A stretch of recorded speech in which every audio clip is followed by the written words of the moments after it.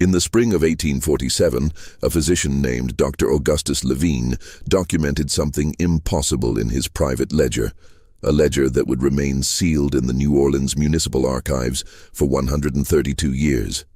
Over the course of 18 months, he had delivered 47 infants to enslaved women across 7 plantations in St. Charles Parish. Every single child was born with pale skin, light eyes, and features indistinguishable from white children. Every single one vanished within days of birth. When Levine attempted to report his findings to the parish authorities, he was told his services were no longer required. 3 weeks later, his body was discovered in the Mississippi River, his ledger missing. But the births didn't stop. They continued for another decade, spreading across Louisiana like a carefully orchestrated plague, and the children, hundreds of them, simply disappeared into a network so sophisticated that even today, historians can't fully trace where they all went.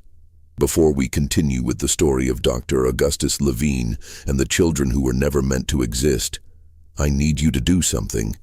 If you're fascinated by dark historical mysteries that challenge everything we thought we knew about the past, hit that subscribe button and turn on notifications so you never miss a story like this. And I'm curious, where are you listening from right now? Drop your state or city in the comments below. Now let's uncover what really happened in those plantation houses along the river, and why an entire system worked so hard to keep it hidden. The truth about those births would eventually surface, but not in the way anyone expected. It would take a fire, a desperate woman's confession, and a ledger that should have stayed lost forever. But before we can understand the network that stole these children, we need to understand the world that created it. A world where human beings were property, where fortunes were built on suffering, and where the color of a child's skin could determine whether they lived as enslaved or free. New Orleans in the 1840s was a city of contradictions, a place where French elegance collided with American ambition, where opera houses stood blocks away from slave markets, and where fortunes were made and lost on the backs of human beings treated as property. The city had become the wealthiest in the South, its prosperity built entirely on cotton, sugar, and the labor of enslaved people who outnumbered free whites in many parishes. The port of New Orleans was the 4th busiest in the world by 1840, with ships arriving daily from Europe, the Caribbean, and the American interior. Cotton bales stacked 20 feet high lined the wharves, waiting to be loaded onto vessels bound for Liverpool and Le Havre. Sugar barrels filled warehouses from the French Quarter to the American sector. And in the markets near the river, human beings stood on auction blocks, sold to the highest bidder while their families watched helplessly. The city's population had exploded in the decades since the Louisiana Purchase. French Creoles, who had dominated the city for generations, now shared space with American businessmen, Irish and German immigrants, free people of color who formed their own distinct community, and the enslaved population that made all of it possible. The languages spoken on the streets were a babel of French, English, Spanish, German, and various African dialects. The architecture reflected this mixture: Spanish colonial buildings with their wrought iron balconies, French townhouses with their hidden courtyards, and newer American structures built in the Greek Revival style that was sweeping the nation. But beneath the surface glamour, New Orleans was a city built on a foundation of violence and exploitation. The Code Noir, originally established under French rule, had been modified, but not eliminated under American governance. It regulated every aspect of enslaved people's lives: what they could wear, where they could go, whom they could marry, how they could be punished. The city had a reputation for being more lenient than other southern cities, allowing enslaved people to hire out their own time and sometimes purchase their freedom. But this reputation obscured the brutal reality that most enslaved people faced. St. Charles Parish, just upriver from the city, was home to some of the most profitable sugar plantations in Louisiana. The German coast, as it was known, had been producing sugar since the late 1700s, and by the 1840s, the plantation owners there had refined their operations into ruthlessly efficient machines.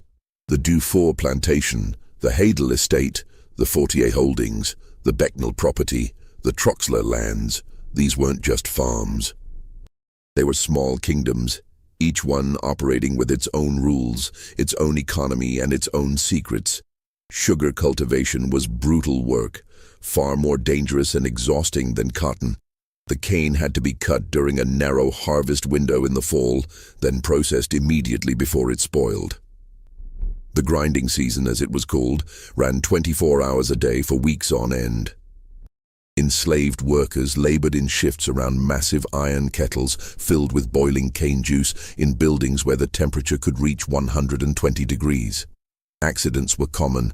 Hands crushed in the grinding machinery, bodies scalded by boiling syrup, workers collapsing from exhaustion and heat. The plantation owners who lived in the grand houses overlooking these operations were some of the wealthiest men in America. They traveled to Europe, sent their children to the finest schools, collected art and rare books, and considered themselves cultured gentlemen. Many of them genuinely believed that slavery was a benevolent institution, that they were caring for people who couldn't care for themselves, that the system was ordained by God and nature. But they also knew, though they rarely acknowledged it openly, that their wealth depended on absolute control over the people they enslaved.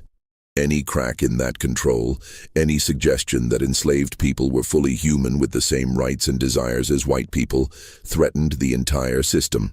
Dr. Augustus Levine had come to New Orleans from Mobile in 1844, a young physician with excellent credentials from medical school in Philadelphia. He was 29 years old, unmarried, and ambitious. He'd hoped to establish a practice among the wealthy Creole families in the French Quarter. But like many young doctors, he found that the established physicians had those families locked down tight. The old medical families, the Mercier, the Labattus, the Soulets, had been treating the Creole elite for generations, and they weren't about to let some newcomer from Alabama take their patients. So Levine did what many struggling doctors did. He took work where he could find it. Plantation medicine was unglamorous but steady. The wealthy planters needed doctors to keep their enslaved workforce healthy enough to labor, and they paid reasonably well for house calls. It wasn't the prestigious practice Levine had dreamed of, but it was a living. He began making regular rounds to 5 plantations in St. Charles Parish, treating everything from fevers to injuries to childbirths. He kept meticulous records, as he'd been taught in medical school. Every patient, every symptom, every treatment went into his ledger. His professors in Philadelphia had emphasized the importance of documentation. Medicine was becoming more scientific, more systematic, and good records were essential for understanding disease patterns and treatment outcomes. It was this habit, this compulsive documentation, that would eventually make him dangerous. Levine was not an abolitionist. He'd grown up in the South, and while he found slavery distasteful, he accepted it as an economic reality. He treated enslaved patients with the same professional care he gave to white patients, but he didn't question the system that made them patients in the first place. He was, in his own mind, simply a doctor doing his job. The enslaved community on these plantations lived in a world of constant surveillance and control. The quarters where they slept were arranged in neat rows, designed for maximum oversight. Each cabin housed multiple families with thin walls that offered no privacy. The overseer's house was positioned to overlook the quarters, and patrols walked through at night to ensure no one was moving about without permission. Their movements were restricted by a pass system. Any enslaved person found off the plantation without a written pass could be whipped or worse. Their relationships were monitored, their children often sold away before they reached adolescence. The women, in particular, lived under a specific kind of terror that the men did not face. The knowledge that their bodies were not their own, that they could be used by white men with absolute impunity, and that any children born from such violence would be enslaved from their first breath. This was not a secret. Everyone knew it happened. The light-skinned children working in the plantation houses, serving at the master's table, were visible evidence of it, but it was never discussed openly. The white families maintained the fiction that these children were simply the result of relationships between enslaved people, even when the children looked exactly like the plantation owner or his sons. But something strange was happening on these plantations, something that even the enslaved women themselves didn't fully understand at first. The children being born weren't just light-skinned. They were white, completely, unmistakably white, and they were disappearing. In March of 1846, Levine was called to the Dufour plantation to attend to a woman named Celeste, who was in labor with her first child. The message had come in the middle of the night, delivered by a young enslaved boy who'd run the 3 miles from the plantation to Levine's boarding house in New Orleans. The boy was breathless and frightened, saying only that Celeste was having a difficult labor and the midwife needed help. Levine gathered his medical bag and rode out to the plantation through the darkness. The road followed the river, passing through groves of live oaks draped with Spanish moss. The air was thick with the smell of the river and the sweet, cloying scent of sugar processing. In the distance, he could see the lights of other plantation houses scattered along the river like lanterns in the darkness. He arrived at the Dufour plantation just before dawn. The main house was dark, but lights burned in the quarters. An elderly enslaved woman named Ruth met him at the door of one of the cabins. She was the plantation's primary midwife, a woman who'd delivered hundreds of children over her 60-some years. Her face was deeply lined, her hands gnarled with arthritis, but her eyes were sharp and assessing. "She's been laboring since yesterday afternoon," Ruth said quietly, leading Levine into the cabin. "Baby's positioned wrong, I can't turn it." Inside, the cabin was stifling despite the cool March night. A fire burned in the small fireplace, heating water in a large pot.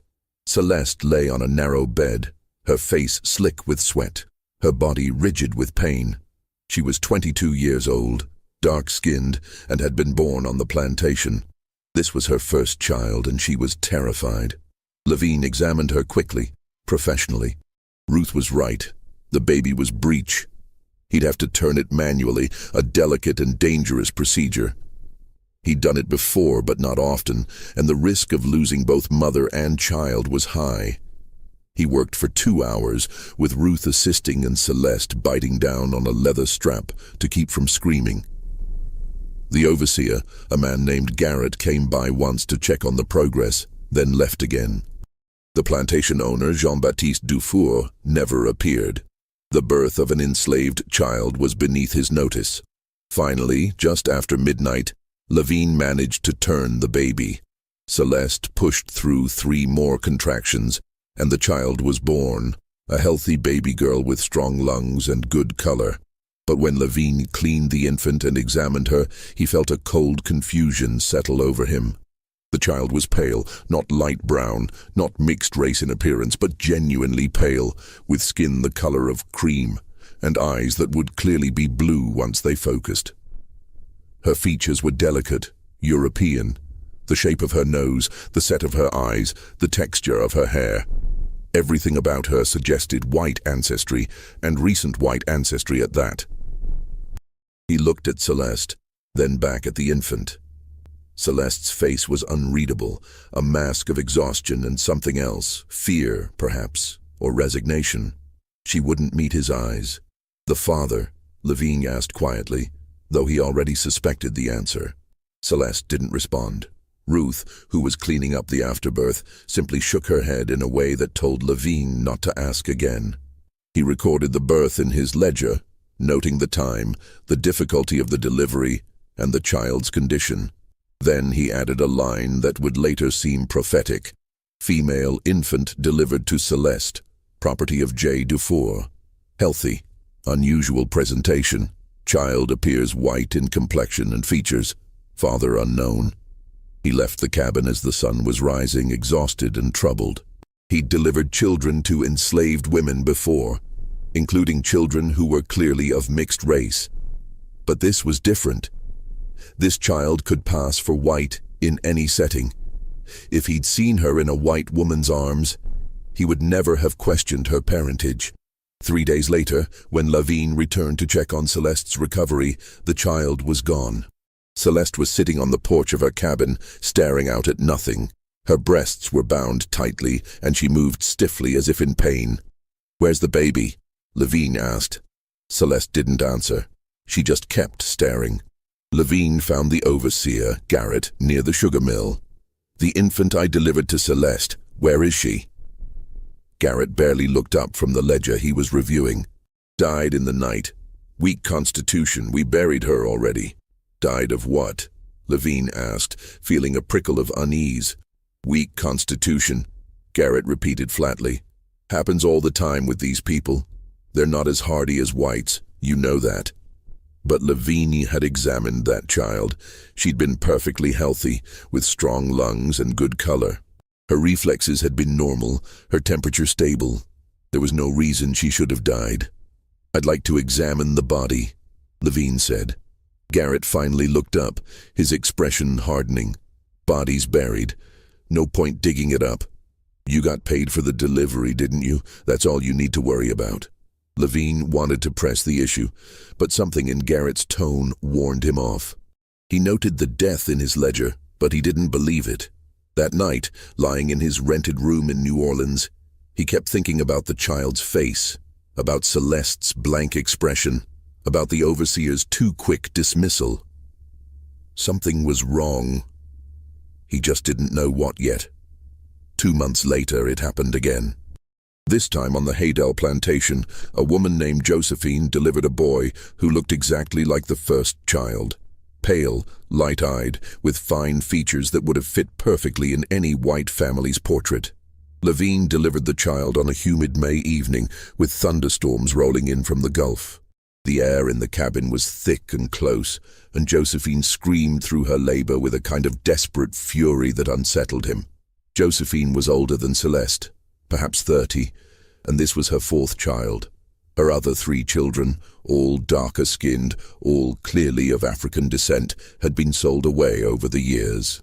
She'd told Lavigne this matter-of-factly during his examination, as if it were simply a fact of life, which for her it was. When the child was born, Josephine wouldn't look at it. She turned her face to the wall and wept silently while Ruth cleaned the infant. "Josephine," Lavigne said gently, "your son is healthy. Don't you want to hold him?" "Take it away," Josephine whispered. "Just take it away." Ruth wrapped the child and handed him to the overseer who'd been waiting outside. The man took the infant without comment and disappeared into the darkness.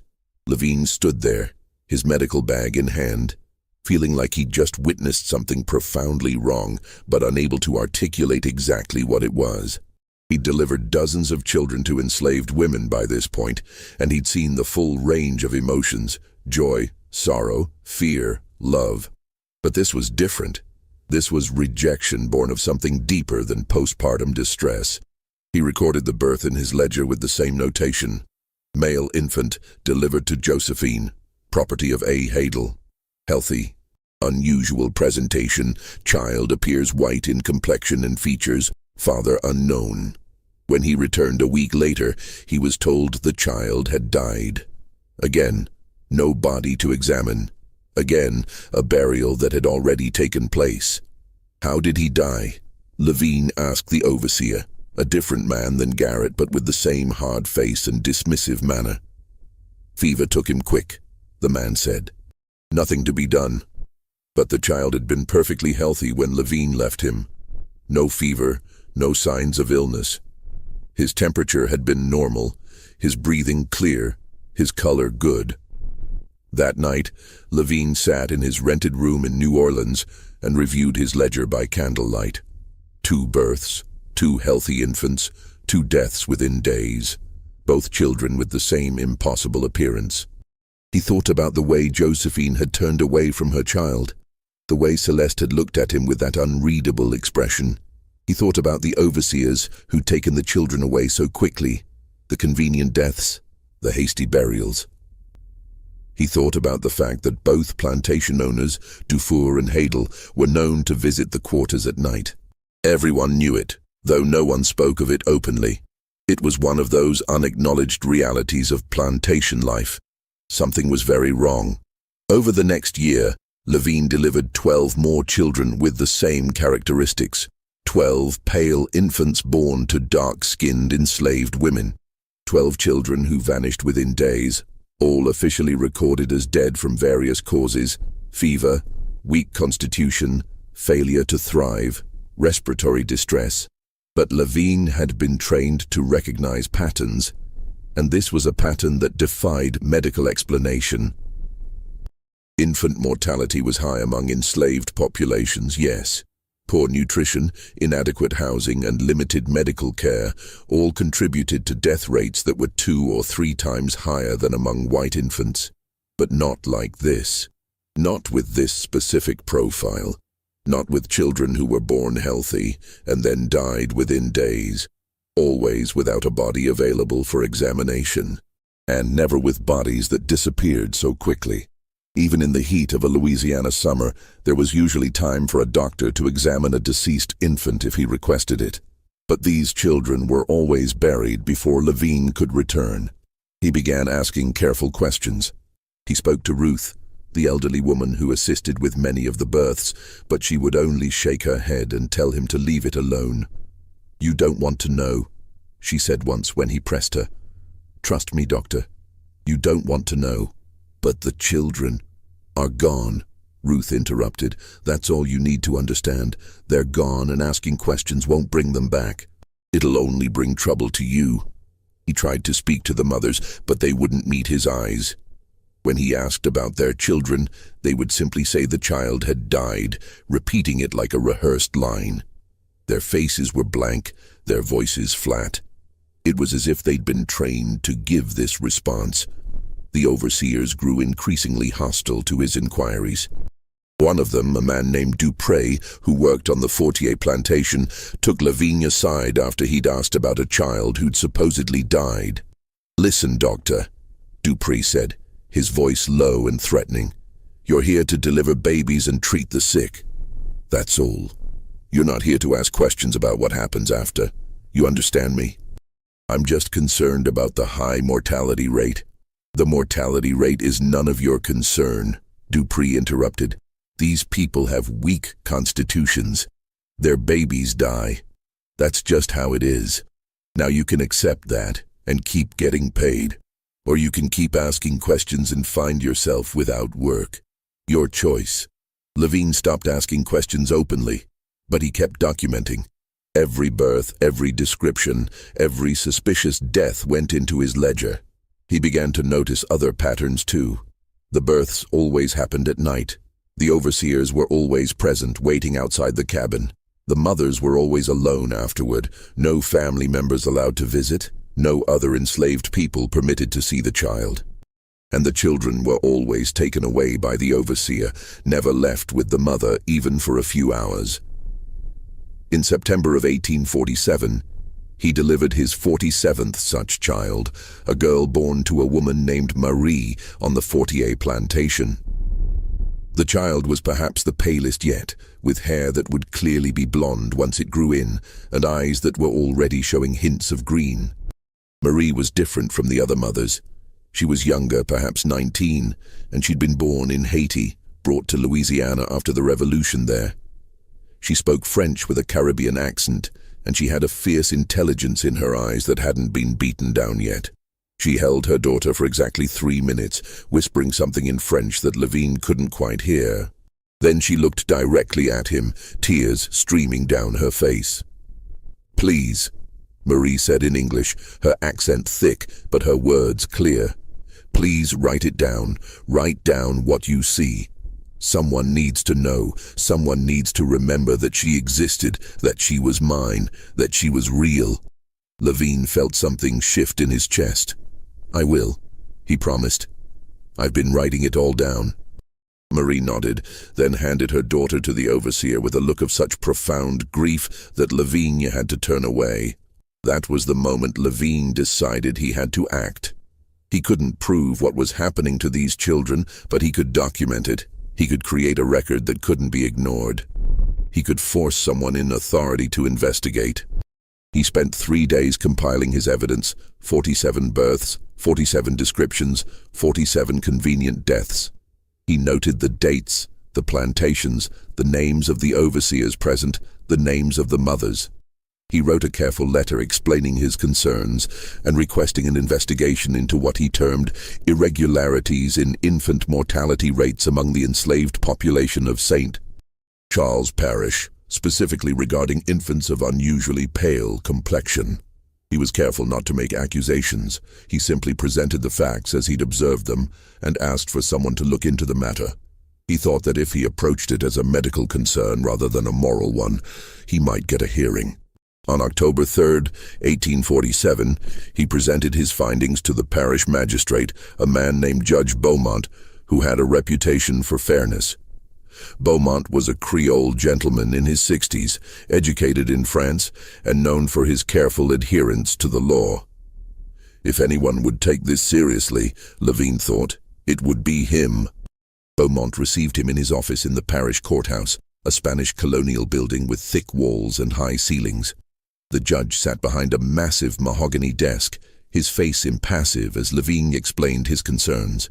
Then he handed over the copied pages from his ledger. Beaumont read through them in silence. The only sound was the ticking of a clock on the mantel and the rustle of paper. When he finished, he carefully stacked the pages, aligned their edges, and set them down on his desk. Then he looked at Levine with an expression that wasn't quite anger, but wasn't sympathy either. It was something closer to pity. "Dr. Levine," Beaumont said slowly, "I'm going to give you some advice. Go back to your practice. Deliver the babies you're called to deliver. Keep your records if you must, but do not pursue this matter further." "But the children are property," Beaumont interrupted, his voice hardening. "What happens to them is the business of their owners, not yours, not mine, not the law's. Do you understand?" Levine felt something cold settle in his stomach. "Are you telling me that these infants aren't dying? That they're being taken somewhere?" Beaumont stood up, signaling the end of the meeting. "I'm telling you that there are systems in place that are far larger than you or me, and that interfering with those systems would be very dangerous for you. These plantations generate enormous wealth for this parish, for this state, for the entire South. The men who own them are powerful, and they don't take kindly to interference in their affairs. But if children are being enslaved, children are property," Beaumont repeated, his voice cold now. "They can be sold, traded, given away, or disposed of as their owners see fit. That is the law. If you don't like the law, I suggest you move to Massachusetts. But as long as you practice medicine in Louisiana, you will abide by Louisiana law. Do I make myself clear?" Lavinia stared at him, understanding finally dawning. Beaumont knew. He knew what was happening to the children, and he was part of it. Or at least, he was protecting the people who were doing it. "Perfectly clear," Levine said quietly. He left the courthouse with his copied pages, feeling sick. He'd been naive to think that presenting evidence would result in justice. The system wasn't designed for justice. It was designed to protect property and profit, and enslaved people, including enslaved children, were property. But Levine couldn't forget.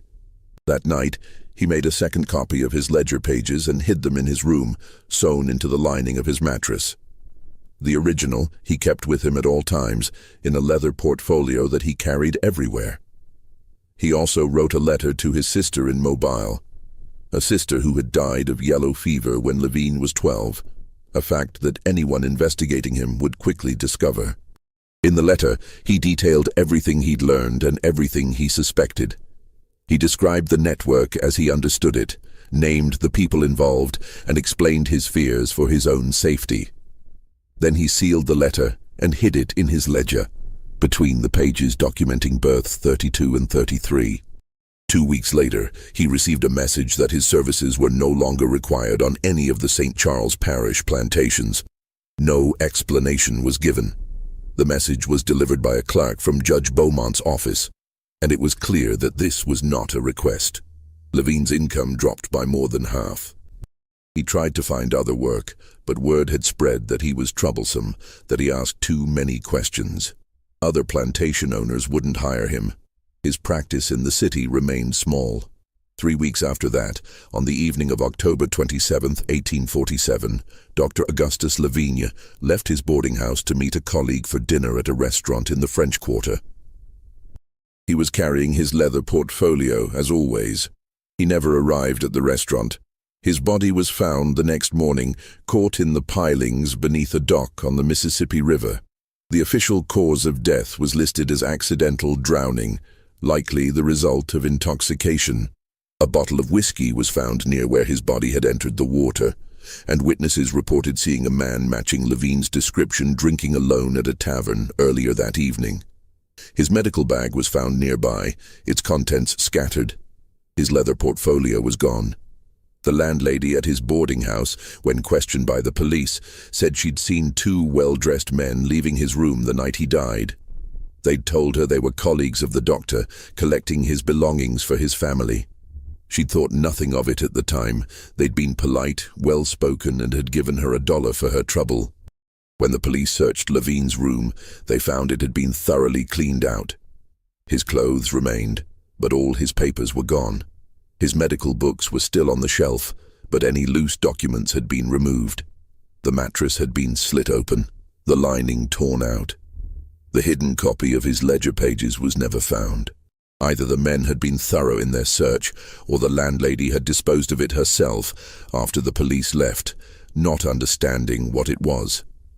Dr. Augustus Lavigne was buried in St. Louis Cemetery No. 2, in an unmarked grave in the section reserved for paupers and strangers. He had no family in New Orleans to claim his body or his possessions. His few belongings were sold to pay his outstanding rent. Within a month, it was as if he'd never existed. But the births continued. In the years following Lavigne's death, the phenomenon he documented didn't stop. It accelerated. Across Louisiana, Mississippi, and Alabama, enslaved women continued to give birth to children who looked white, and those children continued to disappear. The enslaved community knew what was happening, even if they couldn't speak about it openly. They had their own networks of information, whispered conversations in the quarters after dark. Warnings passed from plantation to plantation by enslaved people who were hired out or sent on errands. The women who'd given birth to these pale children carried a specific kind of grief, a loss that was different from having a child sold away to another plantation. These children weren't just gone. They'd been erased, transformed into something else entirely. And the mothers knew, though they could never say it aloud, that their children were out there somewhere, living as white, never knowing where they came from. Because that's what was actually happening to them. They weren't dying. They were being sold as white children. The system was breathtakingly simple and absolutely monstrous. Plantation owners who fathered children with enslaved women, a common occurrence that everyone acknowledged but no one discussed, faced a problem. These children were legally enslaved, property like their mothers. But if they looked white, if there was no visible trace of African ancestry, they were a visible reminder of the rape and exploitation at the heart of the slave system. They were embarrassing. They complicated the racial hierarchy that the entire Southern economy depended on. A child who looked white but was legally enslaved raised uncomfortable questions. If this child could be enslaved, what did that say about the supposed natural differences between races? If white-appearing children could be born to enslaved mothers, didn't that suggest that the racial categories everyone took for granted were more fluid than anyone wanted to admit? But these children were also valuable. A healthy white child could be sold for 10 times what an enslaved infant would bring. And if the child looked white enough, if there was no visible trace of African ancestry, then who would ever know? So a network developed. Doctors, midwives, lawyers, and traders who specialized in this particular transaction. The children would be taken within days of birth, before the mothers could form attachments, before anyone outside the plantation could see them. False death certificates would be filed, and the infants would be transported to cities, New Orleans, Mobile, Charleston, Richmond, where they'd be placed with white families who wanted children but couldn't have them, or who were willing to look the other way about a child's origins in exchange for a lower price than a legal adoption would cost. The network had existed in some form since the earliest days of slavery in Louisiana, but it had become more organized and sophisticated by the 1840s. There were specific people who handled each stage of the process. First, there were the plantation owners and overseers who identified which children could pass as white. Not every child born to an enslaved woman and a white father would qualify. Many showed clear signs of mixed ancestry. But the children who were pale enough, whose features were European enough, whose hair texture was straight enough, these children were marked for the network. Second, there were the doctors and midwives who facilitated the births and provided the false death certificates. Most of them were like Dr. Levine had been initially. They suspected something was wrong but didn't ask too many questions because they needed the work. A few, however, were active participants who received payment for their cooperation. Third, there were the transporters, men who moved the children from the plantations to the cities. They traveled with forged papers claiming the infants were their own children, or orphans they were taking to relatives, or any number of other cover stories. The children were usually drugged with laudanum to keep them quiet during the journey. Fourth, there were the lawyers who created the false documentation, birth certificates, baptismal records, family Bibles with entries backdated to make everything look legitimate. These men were skilled forgers who understood exactly what documents were needed to make a child's new identity unquestionable. Fifth, there were the brokers who connected the children with families willing to buy them. These men operated out of offices in the cities, presenting themselves as facilitators of private adoptions. They charged enormous fees, sometimes as much as $500 per child, a sum that represented a year's wages for most working people. And finally, there were the families who bought the children. Some of them genuinely believed they were adopting orphans or children whose parents had died. Others knew exactly what they were buying and didn't care. They wanted children, they had the money, and they were willing to look the other way about the circumstances. The entire network was protected by a wall of silence. The plantation owners had every incentive to keep it quiet. They were disposing of evidence of their own crimes. The mothers couldn't speak about it without risking punishment or death. The buyers wanted to believe the children were legitimate, and the children themselves had no memory of their origins. It was, in its way, a perfect crime. The only evidence was in the records, and those records could be destroyed or altered. The only witnesses were enslaved people whose testimony would never be accepted in court, and the only person who'd tried to expose it, Dr. Levine, had been silenced permanently. The system might have continued indefinitely if not for a woman named Henriette Delacroix. Henriette was a free woman of color, a rarity in 1850s Louisiana. Her mother had been enslaved by a wealthy French Creole merchant named Philippe Delacroix, who had freed her in his will and left her a small inheritance. Henriette had been born free, raised in New Orleans, and educated by tutors her mother had hired with the inheritance money. She was 32 years old in 1853, unmarried, and worked as a seamstress making dresses for wealthy white women. She had a small shop in the French Quarter, and she was known for her skill with delicate fabrics and intricate embroidery. She lived in a modest apartment above her shop, maintained a careful, respectable distance from anything controversial, and navigated the complex social world of New Orleans with the caution that all free people of color had to exercise. Free people of color in New Orleans occupied a strange middle ground. They were not enslaved, but they were not equal to whites either. They could own property, run businesses, and even own enslaved people themselves.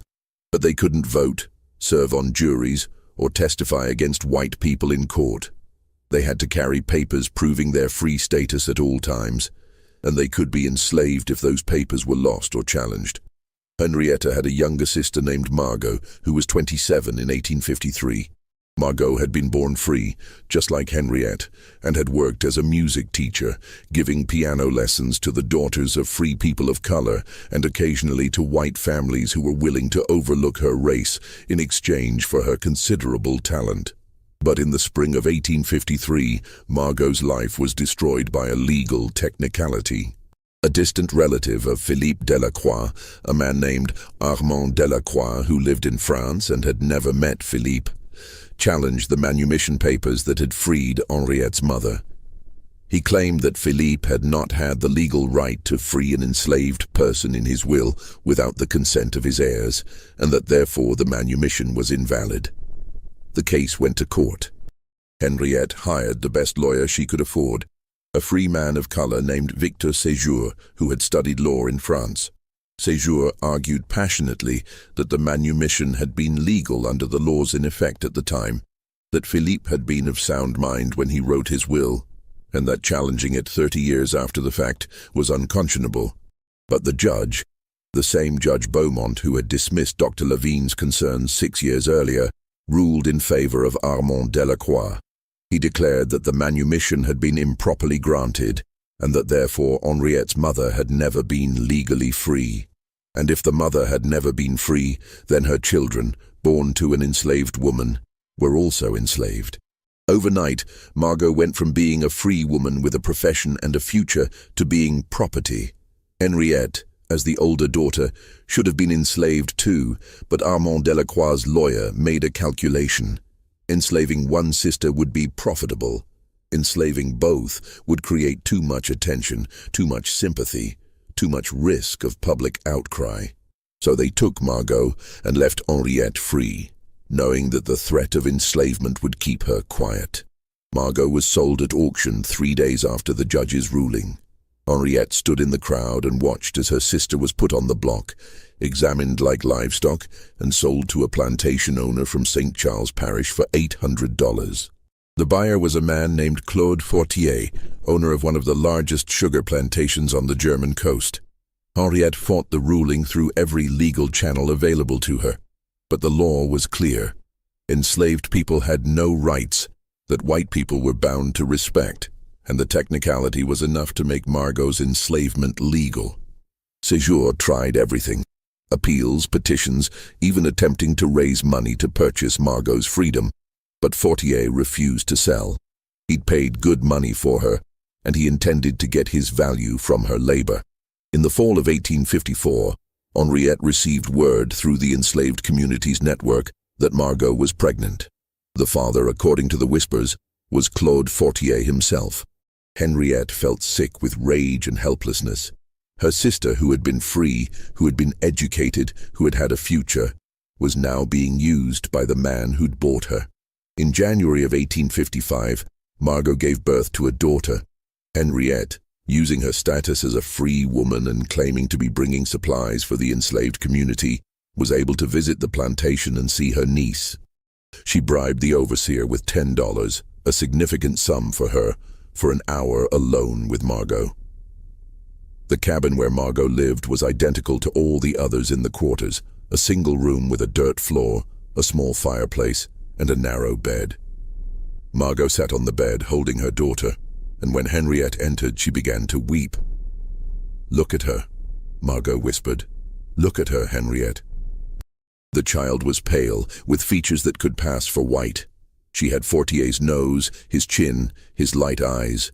She was beautiful, and she was doomed. "They're going to take her," Margot said. "I heard them talking. Fortier and the overseer. They said she's too pale, that she can't stay here. They're going to take her away and say she died." Henriette held her niece for an hour, memorizing every detail of her face. The tiny fingers, the soft hair, the way she made small sounds in her sleep. She whispered promises she knew she couldn't keep, told the child about her mother's real life, about the music and the freedom that should have been hers. 3 days later, Henriette received word that the child had died of fever. But she knew it was a lie. She knew her niece was alive somewhere, being sold to a white family, being erased from existence, and she decided that she couldn't let it stand. She couldn't save her niece, but she could expose what was happening. She could make people see the truth. So she began to investigate. She used her connections in the free black community, her relationships with enslaved people who worked in white households, her access to white spaces as a seamstress who entered wealthy homes to fit dresses and take measurements. She asked careful questions. She listened to rumors. She pieced together fragments of information that individually meant nothing, but together formed a pattern. It took her 2 years to understand what was happening. 2 years of gathering evidence, of tracking down women who'd lost pale children, of finding the midwives and doctors who facilitated the transfers, of identifying the lawyers who forged documents and the brokers who sold the children. She learned about the network in detail, how it operated, who was involved, how much money changed hands. She discovered that it wasn't just happening in Louisiana. The practice extended across the entire South, anywhere that enslaved women gave birth to children who could pass as white. She found evidence of children being sent to California, to Texas, even to Europe. And in the summer of 1856, she found her niece. The child was living with a wealthy white family in the Garden District, being raised as their daughter. Her name was now Charlotte Beaumont, the same last name as the judge who'd ruled against Margot's freedom and dismissed Dr. Levine's concerns. She was 18 months old, healthy, and had no idea that her mother was enslaved on a plantation upriver, grieving for a child she'd been told was dead. Henriette stood across the street from the Beaumont house and watched Charlotte play in the garden with her nurse. The house was a Greek Revival mansion with massive white columns and a garden full of roses and camellias. Charlotte chased a ball across the lawn, laughing, while the nurse followed behind her. She was dressed in a white linen dress with pink ribbons, her hair tied back with a matching bow. Henriette felt something break inside her chest. This child, her niece, her sister's daughter, would grow up in luxury, never knowing where she came from. She would be raised as white, marry white, have white children. The connection to Margot would be severed completely. And Margot would spend the rest of her life enslaved, grieving for a daughter who was alive but might as well be dead. Henriette couldn't reclaim Charlotte. The law wouldn't allow it, wouldn't. Even if she could prove the child's origins, and she had no legal proof, only the word of enslaved people whose testimony wouldn't be accepted in court, it would only result in Charlotte being re-enslaved, not returned to Margot. The system was designed to prevent exactly this kind of revelation, but Henriette could expose it. She could make people see what was happening. She could create a record that couldn't be ignored. She began documenting everything she'd learned. She wrote down names, dates, locations. She tracked down other children who'd been sold into white families. She found 12 in New Orleans alone, and she suspected there were dozens more across the South. She interviewed mothers who'd lost children, recording their stories in careful detail. She spoke to midwives who'd been pressured to provide false death certificates. She found a doctor who'd been part of the network but had grown disgusted with it and was willing to talk, as long as his name wasn't used. She compiled a dossier that was damning in its detail. It named plantation owners, lawyers, brokers, and families who'd bought children. It described the process from beginning to end. It estimated that hundreds of children had been stolen and sold as white over the past 2 decades. In March of 1857, she took her evidence to a newspaper editor named Thomas Whitfield, who ran a small abolitionist paper called The Liberator's Voice that operated on the edge of legality. Whitfield was a white man from Pennsylvania who'd moved to New Orleans in 1855, driven by a genuine commitment to ending slavery. His paper was constantly under threat of being shut down, and he'd been arrested twice for publishing incendiary material. Whitfield read through Henriette's documentation with growing horror. When he finished, he sat back in his chair and stared at her. "If we publish this," he said slowly, "they'll shut us down. They might do worse. They killed that doctor, didn't they? The one you mentioned in your notes?" "Yes," Henriette said. "They killed him. And they'll kill me if they find out what I know. But someone has to tell the truth. These children deserve to have their stories told. Their mothers deserve to be acknowledged. Whitfield was quiet for a long moment. Then he nodded. "Give me 2 weeks to verify what I can. I'll send someone to check the parish records, see if the death certificates match your information. Then we'll run it. Front page, the whole story." But they never got the chance. Just when we thought we'd seen it all, the horror in New Orleans intensifies. If this story is giving you chills, share this video with a friend who loves dark mysteries, hit that like button to support our content, and don't forget to subscribe to never miss stories like this. Let's discover together what happens next. On March 15th, 1857, 6 days before Whitfield's paper was scheduled to publish Henrietta's exposé, a fire broke out in the building that housed his printing press. The fire started at 2 in the morning, when no one should have been in the building, and it burned hot and fast, with an intensity that suggested accelerants had been used. By the time the volunteer fire brigade arrived, the entire structure was engulfed. The building was in the American sector, near the docks, in an area of warehouses and workshops. The fire spread to 2 adjacent buildings before it could be contained, destroying a cooperage and a tobacco warehouse in addition to the printing press. Thomas Whitfield's body was found in the ruins the next morning. He'd apparently returned to the office late at night. Neighbors reported seeing a light in the windows around midnight and been trapped when the fire started. His body was so badly burned that he could only be identified by the watch he'd been wearing, a distinctive silver piece that his wife recognized. The official investigation concluded that a lamp had been knocked over, igniting the paper and chemicals used in the printing process. It was ruled an accidental death, and the case was closed within a week. All of Whitfield's files were destroyed, including everything Henriette had given him. Henriette herself disappeared 3 days after the fire. Her shop was found locked, her apartment empty. Her clothes were still in the wardrobe, her dishes still in the cupboard. But she was gone. The money she kept hidden in a tin under her floorboards, nearly $200, her life savings, was gone too. Some people said she'd fled north, terrified that whoever killed Whitfield would come for her next. Others whispered that she'd met the same fate as Dr. Lavigne, her body dumped in the river where it would never be found. A few suggested that she'd been enslaved, like her sister, and sold away to a distant plantation where no one would recognize her. The truth was more complicated. Henriette had been warned. The morning after the fire, she'd found a note slipped under her door. It was written on expensive paper in an educated hand, and it contained no threats, no explanations. Just 4 words. "Leave now or die." She'd taken the warning seriously. She'd packed a small bag with clothes, money, and a second copy of her documentation. She'd learned from Dr. Lavigne's mistake and made copies of everything. She'd walked out of New Orleans that same day, leaving everything else behind. She'd made her way north through a network of abolitionists and free black communities, moving from safe house to safe house, never staying anywhere long enough to be traced. She'd traveled by riverboat to Memphis, then overland to Louisville, then by train to Cincinnati. From there, she'd continued north to Cleveland, then east to Philadelphia. By the summer of 1857, Henriette had made it to Philadelphia, where she was using a different name, Henriette Dubois, and trying to build a new life in a city where no one knew her history. She found work as a seamstress again, though she had to start over, building a new clientele from nothing. But she couldn't let go of what she'd learned.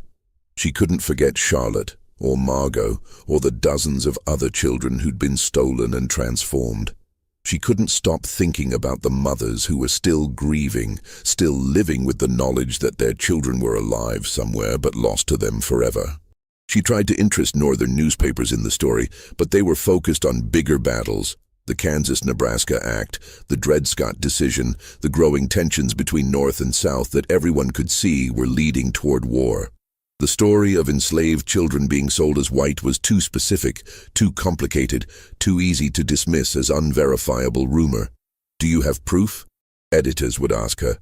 "Do you have documents? Witnesses who will testify?"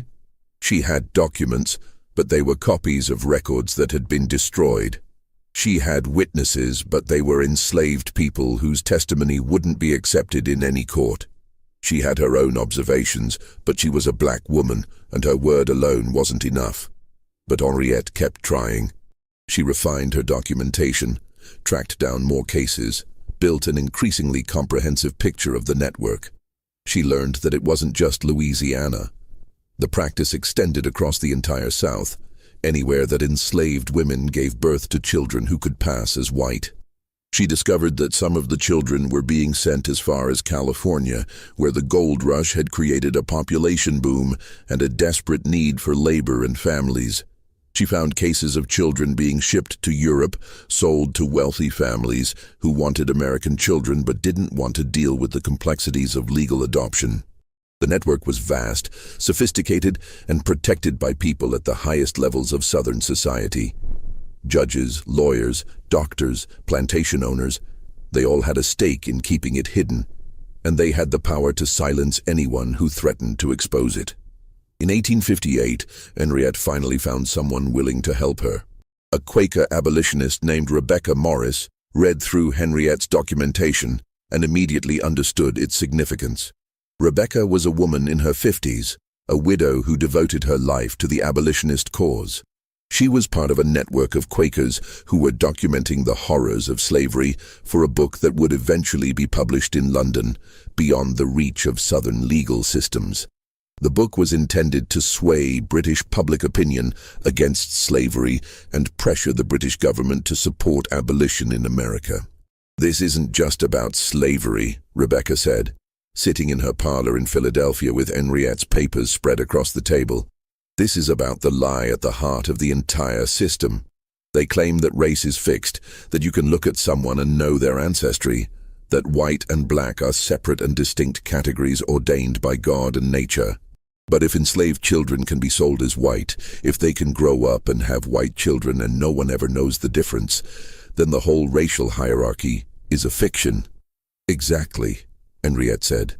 "That's why they'll kill to keep it secret.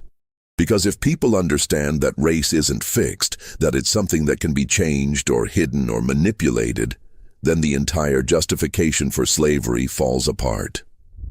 Rebecca was part of a network of abolitionists who were documenting the horrors of slavery for a book that would eventually be published in London.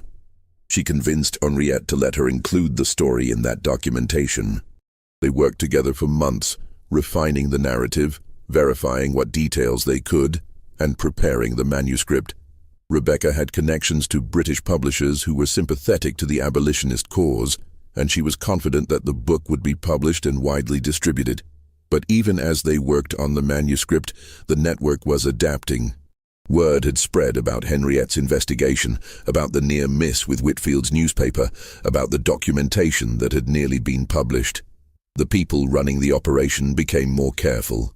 They moved the children farther away, destroyed records more thoroughly, and eliminated anyone who asked too many questions. In St. Charles Parish, the births continued, but now the children disappeared even faster. Within hours, instead of days. The mothers were sometimes sold away immediately after giving birth, scattered to plantations across the South, where they couldn't compare stories or organize resistance. The system was tightening, becoming more efficient and more brutal. The network had learned from its near exposure, and it was taking steps to ensure that it would never be threatened again. And then the Civil War began, and everything changed. The war changed everything and nothing. The network of child trafficking continued, even as armies marched across the South, even as plantations burned and enslaved people fled to Union lines. In some ways, the chaos made it easier. Records were destroyed in the fighting, families were displaced, and in the confusion, a pale child could be moved from one place to another with even less scrutiny than before. But the war also created new problems for the network. Union forces occupying Louisiana began investigating reports of irregularities in plantation records. Freedmen's Bureau agents, tasked with reuniting families separated by slavery, started asking questions about children who'd supposedly died, but whose bodies were never properly documented.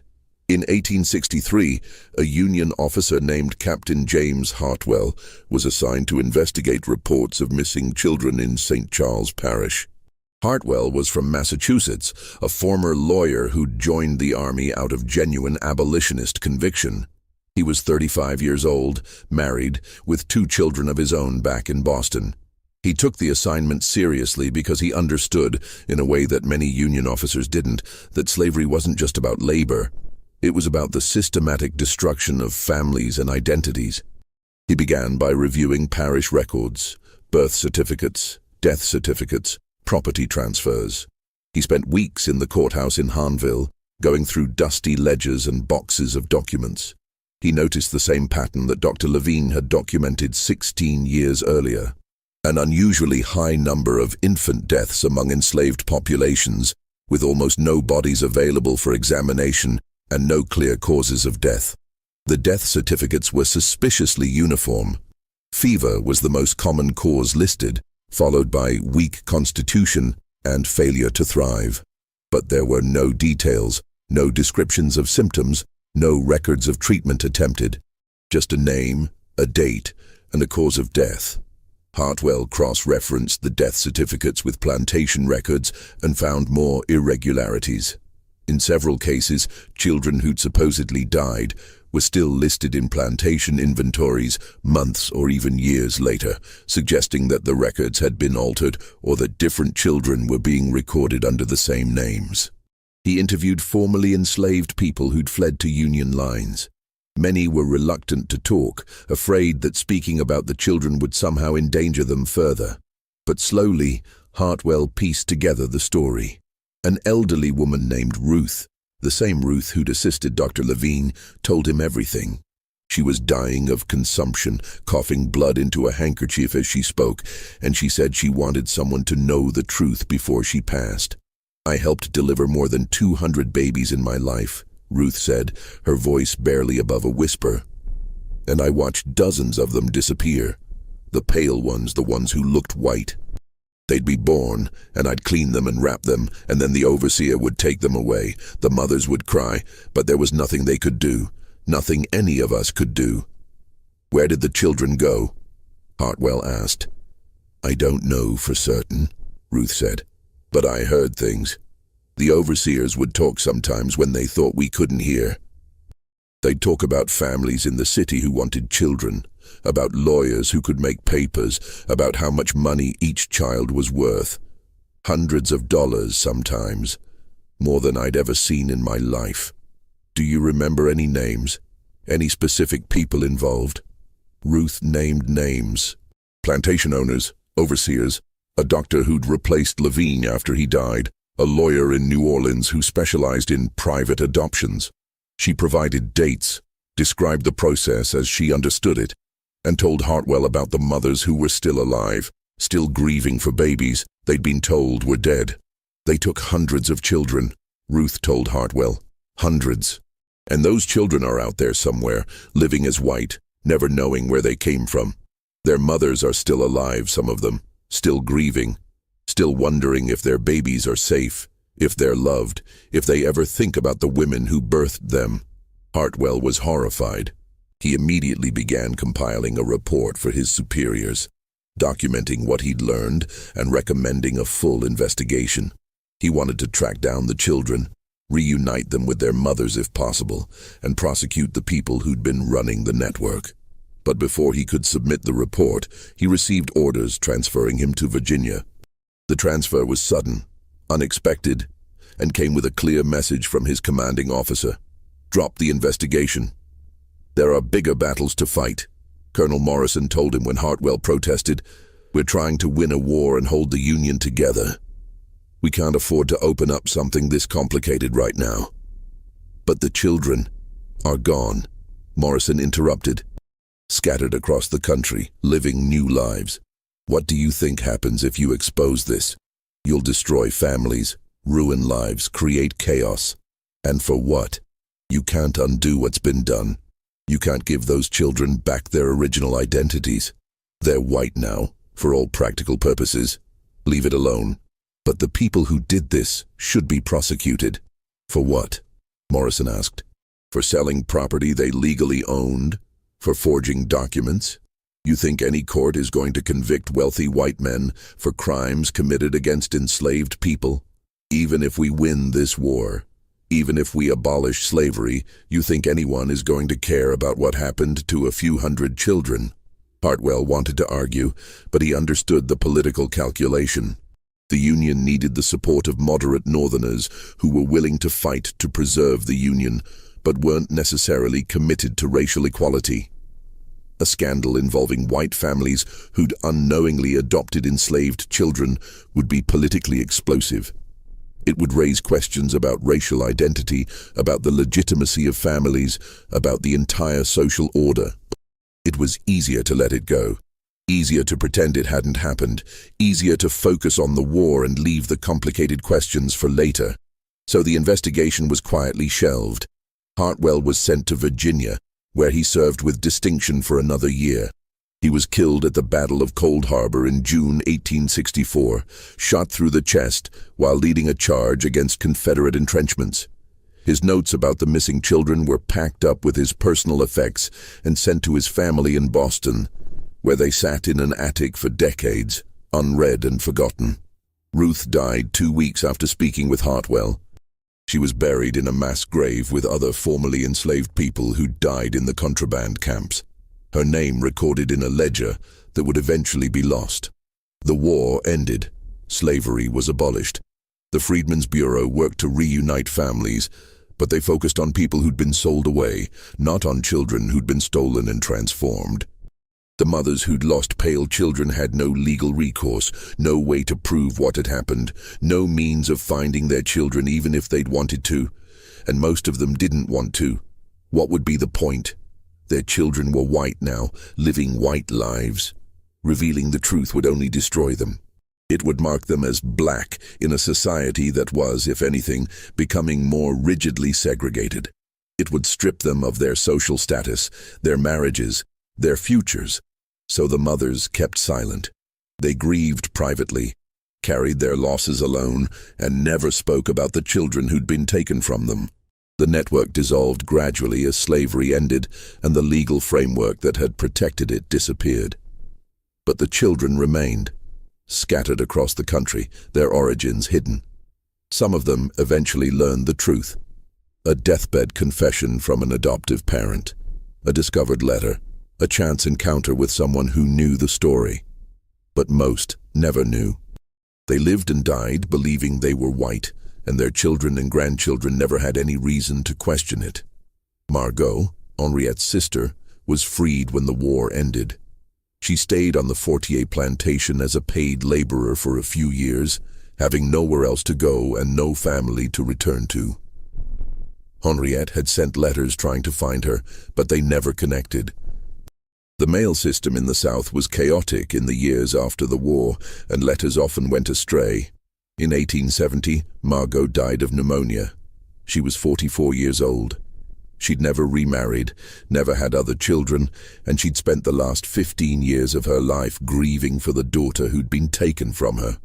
She was buried in a small cemetery near the plantation, her grave marked with a simple wooden cross that rotted away within a few years. She never learned that her daughter had lived, that Charlotte had grown up in a wealthy white family just a few miles away in New Orleans, that she'd been raised with every advantage, educated at the finest schools, and introduced to society as the daughter of Judge Beaumont. Charlotte Beaumont, the same Charlotte that Henriette had found in the Garden District 20 years earlier, died in childbirth in New Orleans in 1879. She was 25 years old, married to a wealthy merchant named Edward Clark, and had never known that her mother was an enslaved woman named Margot, who died on a plantation in 1870, still grieving for the daughter she'd held for 3 hours. Charlotte's death was mourned by New Orleans society. She was buried in a prominent tomb in Metairie Cemetery, with a marble angel marking her grave. Her obituary in the Times-Picayune described her as a beloved daughter of one of our city's most distinguished families, taken from us too soon. Charlotte's children, 2 daughters, ages 3 and 5, grew up white, married white, had white children of their own. The secret died with the generation that had created it. Or so everyone thought. Henriette Delacroix lived until 1889, dying in Philadelphia at the age of 68. She'd never stopped documenting cases of stolen children, even though she knew her work would likely never result in justice. She'd never married, never had children of her own, and she'd devoted the last 30 years of her life to creating a record of what had happened. Her papers, discovered after her death by the Quaker community that had supported her, contained records of over 300 cases across 7 southern states. She documented births, disappearances, and the fates of children she'd been able to track down. She'd created a genealogy of stolen identities, a map of families that had been torn apart and reassembled in new configurations. The Quakers preserved her papers, recognizing their historical significance. They were eventually donated to the Library Company of Philadelphia, where they sat in the archives, occasionally consulted by historians, but never widely publicized. The story might have remained buried in those archives if not for a series of events that began in 1979, exactly 132 years after Dr. Augustus Levine's death. Dr. Patricia Jennings was a historian specializing in medical practices in antebellum Louisiana. She was 42 years old, a professor at Tulane University, and she was working on a book about plantation medicine. She'd been conducting research in the New Orleans Municipal Archives for months, looking through boxes of old documents that had been donated by various families over the years. Most of it was routine material: property records, receipts, correspondence, the mundane paperwork of daily life in the 19th century. But in a box labeled Beaumont Family Papers, 1840-1880, she found something extraordinary. A leather-bound ledger, water-damaged and fragile, with pages that were stuck together and partially illegible. Jennings recognized immediately that it was a medical ledger. She could see entries for patients, treatments, and fees. But as she carefully began separating the pages, she realized this was something more significant. It was Dr. Augustus Levine's original ledger, the one that had supposedly disappeared when he died. Jennings spent 3 months carefully separating the pages and transcribing what she could read. The water damage had destroyed some entries completely, but enough remained to tell a story. 47 births, 47 descriptions of pale children born to enslaved women, 47 suspicious deaths. But there was more. Tucked between the pages, she found letters. Letters from Levine to Judge Beaumont, pleading for an investigation. Letters from Beaumont to Levine, warning him to stop asking questions. And one final letter, dated October 26, 1847, the day before Levine's body was found in the river. The letter was addressed to "My dear sister Margaret," though Jennings's research revealed that Levine's only sister had died in childhood. It was clearly a precaution. If the letter was intercepted, it would appear to be personal correspondence, not evidence of a crime. In the letter, Levine described everything he'd learned. He named the plantation owners involved, the overseers who facilitated the transfers, the lawyers who forged documents. He described the network in detail, including the fact that Judge Beaumont himself was one of the primary organizers. "I have documented 47 cases," Levine wrote, "but I believe there are many more. This is not an isolated practice, but a systematic operation involving some of the wealthiest and most powerful men in Louisiana. They are stealing children from their mothers and selling them as white, erasing their identities and their histories for profit." He went on to describe his plan. He was going to take his evidence to a newspaper in New York, beyond the reach of Louisiana law. He was leaving New Orleans the next day, traveling by steamboat to Memphis and then overland to New York.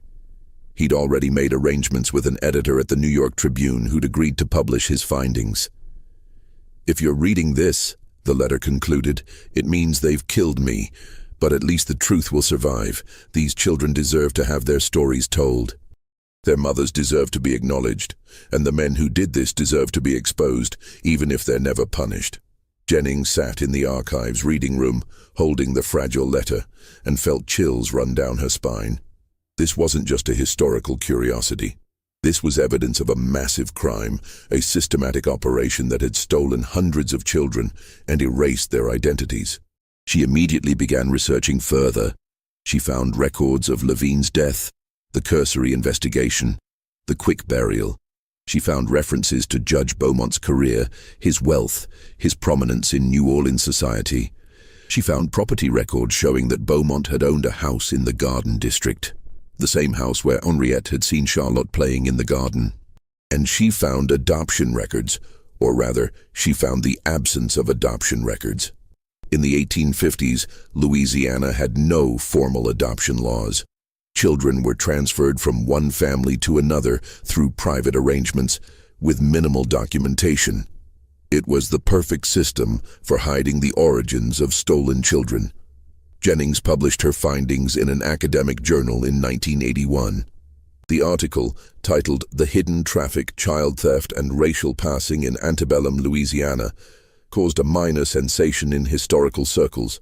It was picked up by a few newspapers, discussed at academic conferences, and cited in other scholars' work. But it didn't reach a wider audience. The families named in Levine's ledger were long gone. The plantations had been sold and resold, and most people dismissed it as a tragic but isolated incident, a dark chapter in history that was safely in the past. But Jennings kept digging. She traveled to Philadelphia and found Henriette Delacroix's papers in the Library Company archives. She tracked down Captain Hartwell's notes in his family's papers in Boston. She interviewed descendants of enslaved people from St. Charles Parish, some of whom still remembered stories about the pale children who disappeared. And she began trying to find the children, or rather their descendants, using genealogical records, DNA testing, and painstaking historical research. Jennings identified 17 families in Louisiana, Mississippi, and Alabama who were descended from children who'd been sold as white. Some of the families were shocked by the revelation. Others had suspected something but never had proof. A few had known the truth for generations but kept it secret, afraid of the social consequences. One of those families was the Beaumont family. Judge Beaumont's great-great-granddaughter, a woman named Elizabeth Beaumont Clark, agreed to speak with Jennings in 1985. Elizabeth was 62 years old, a retired schoolteacher living in Baton Rouge. She was white-appearing, with pale skin and light brown hair, and she'd grown up believing she was entirely of European descent. But her grandmother had told her a different story. "My grandmother told me when I was 16, Elizabeth said, sitting in her living room with Jennings. She said that our family had a secret and that I needed to know it before she died.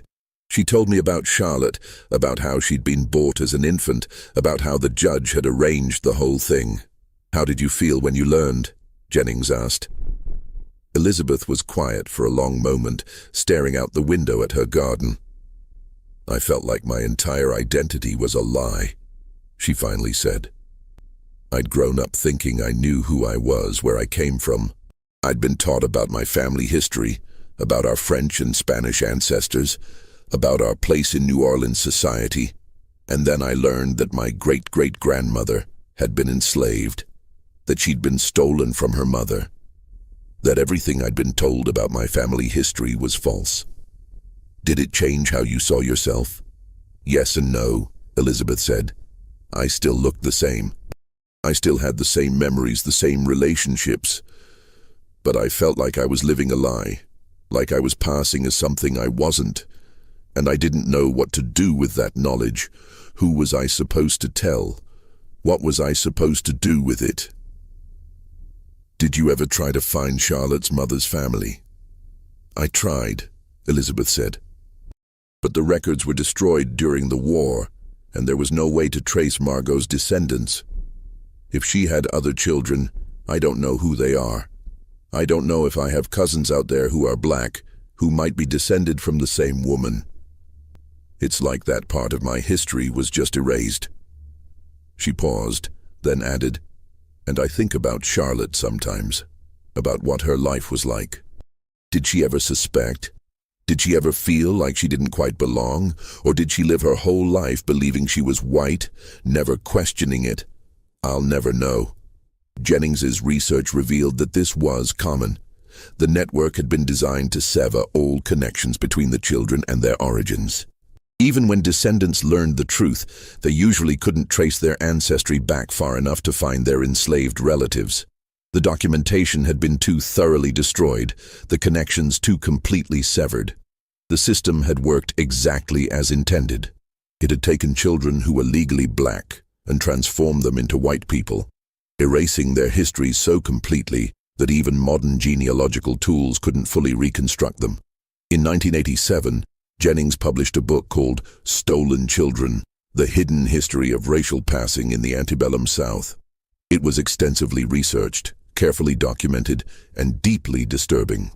It told the story of Dr. Lavinia, Henriette Delacroix, Captain Hartwell, and the hundreds of children who'd been stolen and sold as white. The book was reviewed positively in academic journals and received some attention in the mainstream press. The New York Times ran a feature article about it, and Jennings appeared on several radio programs to discuss her findings. But the story didn't generate the kind of public outrage that Jennings had hoped for. Part of the problem was timing.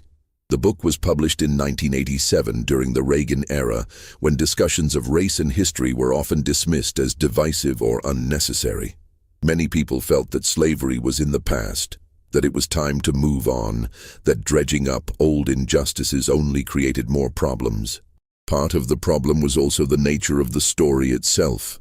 It was complicated, involving legal technicalities and genealogical research that was hard for general readers to follow, and it raised uncomfortable questions that many people didn't want to confront. If hundreds of children had been stolen and sold as white, how many of their descendants were living today? How many white Americans might have enslaved ancestors without knowing it? What did that mean for racial identity, for family histories, for the entire concept of race itself? These were questions that challenged fundamental assumptions about identity and belonging, and many people simply didn't want to engage with them. But the book did reach some people. Descendants of the stolen children began contacting Jennings, sharing their own family stories and asking for help tracing their ancestry. Some of them had always suspected something was wrong with their family history. Gaps in the records, inconsistencies in the stories, physical features that didn't quite match the supposed ancestry. One of those people was a woman named Sarah Mitchell, who contacted Jennings in 2015, nearly 30 years after the book was published. Sarah had grown up in Atlanta, in a white family, with no reason to question her ancestry. But when she'd done a DNA test out of curiosity, the results had shown a small but unmistakable percentage of African ancestry, about 12%, suggesting that one of her great-great-grandparents had been of African descent. She'd dismissed it at first as an error or a distant ancestor she didn't know about. But then she'd started researching her family history and found gaps in the records. Her great-great-great-grandmother had appeared in New Orleans in 1855 as a young child, with no clear documentation of her birth or parentage. The family story was that she'd been orphaned, but there were no death certificates for her supposed parents, no records of their existence at all. Sarah spent 2 years tracing the records, working with genealogists and historians, and eventually she found her great-great-great-grandmother's name in Dr. Levine's ledger. The child had been born to an enslaved woman named Josephine on the Haydel plantation in May of 1847. She'd been sold to a family in New Orleans when she was 3 days old, given the name Emily Harper, and raised as white. "I don't know how to feel about this," Sarah told a reporter in 2017 after her story was featured in a documentary about racial identity in America. "Part of me feels like I've discovered this important truth about who I am, but another part of me feels like I've lost something. My whole understanding of my family, my identity, my place in the world. It's all different now." "Have you tried to find Josephine's other descendants?" the reporter asked. "I have," Sarah said, "but the records are so fragmentary. I know Josephine had other children before the one who became Emily Harper, but they were all sold away. I don't know where they went or what happened to them. I've connected with a few people who might be distant cousins, but we can't prove it. The documentation just doesn't exist." She paused, then added, And I can't even find Josephine's descendants, if she had any others.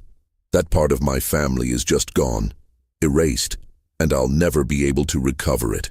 Sarah's story was featured in a documentary about racial identity in America that aired on PBS in 2018. The documentary explored the legacy of slavery and the ways that racial categories had been constructed and maintained through law and custom.